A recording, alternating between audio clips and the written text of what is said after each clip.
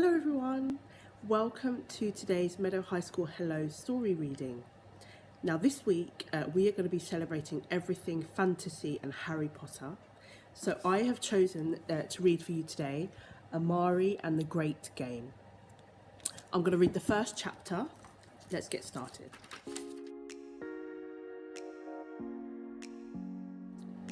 Chapter 1. I sprint down the sidewalk, flying past designer boutiques, luxury shops and a fancy art gallery. A few blocks ahead lies the sprawling downtown campus of Whitman Academy.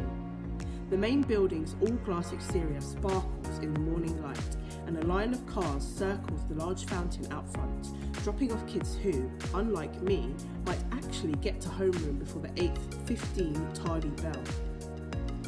Late or not, school is where I should be heading to. Instead, I stop in front of a rundown little shack that looks like it's been crammed between two larger, much nicer buildings. The faded sign out front reads Marco's Mini Marts. Taking a few seconds to catch my breath, I pull out my phone to listen to the voicemail. Voicemail from Elsie. Come to Marco's before school. Emergency! If there's one thing I've learned about Elsie during our first year as classmates, it's that this girl can exaggerate. When I say there's an emergency, then best believe something major has happened. But Elsie is another story. When she uses the word emergency, it could just mean the delivery guy is late with the robot parts for her latest science project. Either way, being best friends means showing up for each other no matter what, even if that requires blowing my perfect attendance record. Which I should have earned on Friday, I might add, but we've got to make up for that random snow day back in January. I head into the store. If the outside of the building is sketchy, inside is even worse. The place is dimly lit, just bright enough to reveal sections of paint missing from the walls. This is supposed to be a convenience store selling drinks and snacks, but every time I've picked anything up, it's already expired. I don't think that soda cooler has even ever worked. And did I mention the store always has this weird smell of rotten eggs? Like always. I scrunch up my nose and cut through the candy aisle. Up ahead, some poor guy looks completely unimpressed by the chip selection. Same here. I scoot past him and head for the register.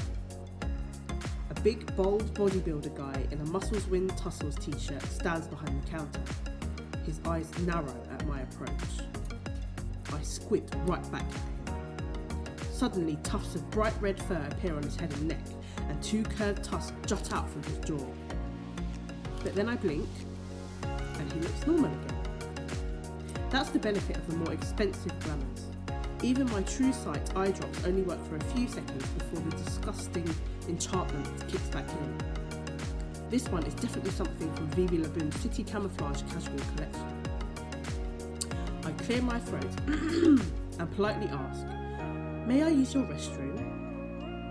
He crosses his thick arms and looks me over before grumbling, "And why should I let you?" I grin and roll my eyes. "Come on, Tiny, I'm already late for school." A slow smile splits Tiny's face and he lets out a bellowing laugh. "No hello, no how was your day, just give me the key." "Pretty please?" I ask. Fine, anything for a fellow human. I lean in, lowering my voice to a whisper.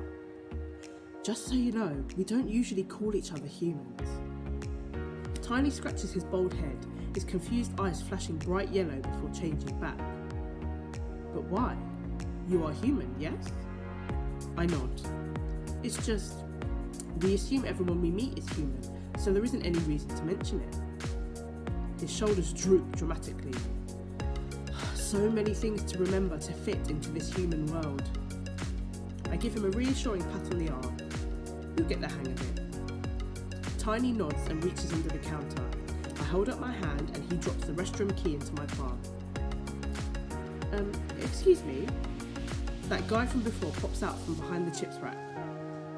"I asked about the bathroom a few minutes ago and you said it was out of order." Tiny frowns. "Out of order for you? Perfectly fine for her. Any questions?" The guy looks ready to protest, but an inhuman growl from Tiny seems to change his mind. Be careful, Tiny says to me. That one has the look of a watcher. I bite my lip. Watchers are folks who are convinced there's more to the world than meets the eye. According to them, there's this huge global conspiracy to hide the fact that supernatural creatures from myths and legends are real and secretly live among us. These guys have websites and chat rooms and members all over. They try to find evidence that will prove to the world that they're right, which is probably why Mr. Watcher guy is hanging around a convenience store that's clearly not really a convenience store. Most people just think watchers are conspiracy theorists and don't pay any attention, but I kind of have to take them seriously because not only are they right, but I'm part of an organisation, the Bureau of Supernatural Affairs, that's committed to making sure the proof they're so desperate to find never gets out. Sure enough, when I glance back over my shoulder, I find the Watcher's guy's eyes on me. He fumbles through his pockets for a phone, then has the nerve to start recording us. Can you give me a distraction? I say to Tiny. He grins and steps from behind the counter. This I can do well, he says. He throws his arms open and shouts, "Congratulations, sir! You are a big winner!" The man furrows his brow as Tiny puts a thick arm around his shoulders and guides him towards the counter. But I didn't enter any contest.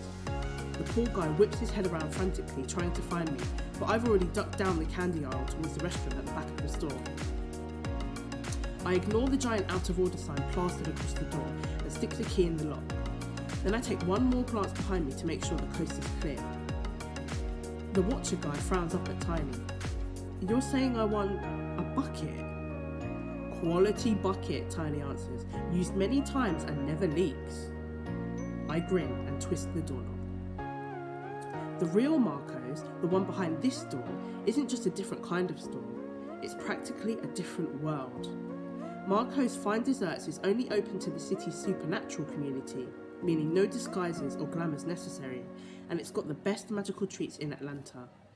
Midas milkshakes that stain your teeth bright gold, star-dusted scones to give your skin a faint glow, and even the world's best bad coffee, which tastes so awful it shocks you into perfect wide awakeness. The moment I step inside, sweet smells fill my nose and I'm instantly in a great mood. I squeeze between a couple of harpies, careful to tuck beneath their wings. A tall yeti in a chef's hat literally barks a hello from behind the counter, and I wave back. "Hi, Marco!" But the distraction nearly causes me to trip over a bogart, which thumbs its hooked nose at me and mumbles something about rude humans before waddling off.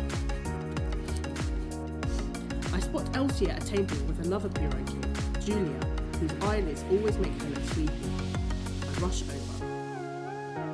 "Okay," I say, slipping into the seat across from them. "What's so important that we needed to meet here before school?" Elsie frowns. "I don't think I used the word important." "You literally said it was an emergency?" "No," she says. "I said emerge and see?" She grins mischievously. "As in, emergency? What I've got for you?" Julia giggles.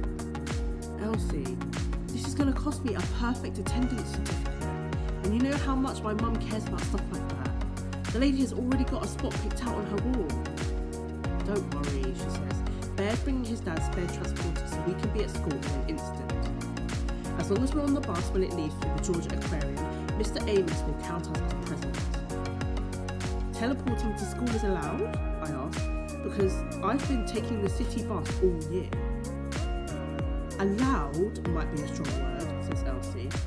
"As far as I know, it's not allowed," Julia adds in her voice. I wince. "I'm really looking forward to starting summer camp tomorrow, so maybe let's not get kicked out of the bureau before then." Elsie smiles and starts tapping on her cell phone. "Would they really kick out somebody who's getting headlines like this?" She flips the phone around and shows me all the search results for my name she's found on the internet.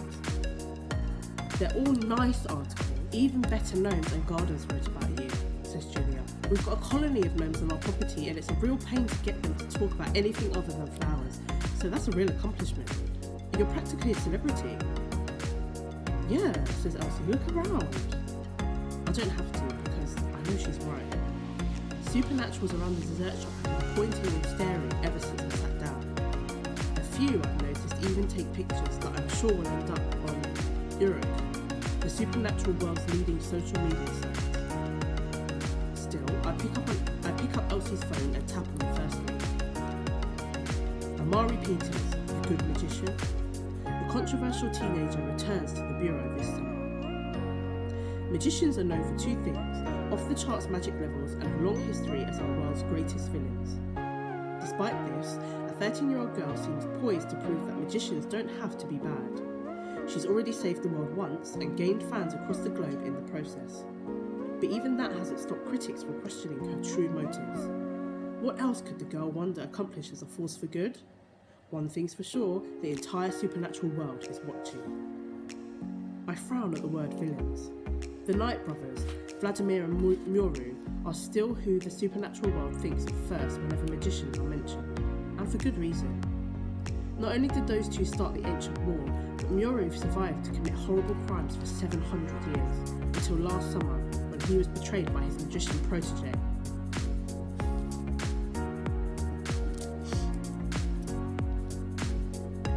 Someone I thought was my friend. His name was Dylan, and he managed to steal a powerful spellbook from Moru, only to turn on his mentor and keep it for himself.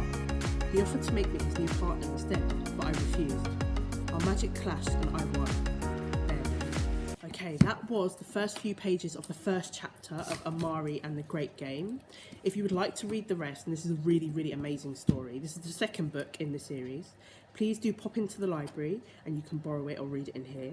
We've also got a wonderful Harry Potter display. We've got so many Harry Potter books here in the library that you can read. We can't wait to see what you dress up as on Thursday. I can't wait to see all your fantastic costumes. Have a great day. Bye.